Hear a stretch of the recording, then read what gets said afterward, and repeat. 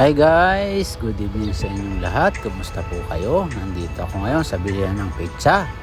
Ito na nga pala yung order ko at sa bahay na namin kakainin ni Mrs.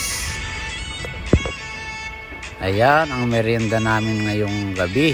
Macaroni salad at vegetable salad and Pizza Hut. Tara guys, tikman natin kung masarap.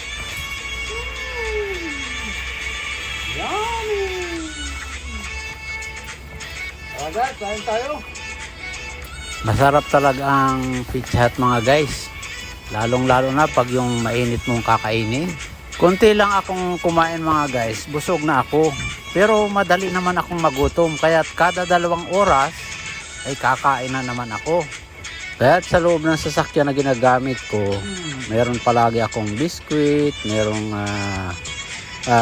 sandwich.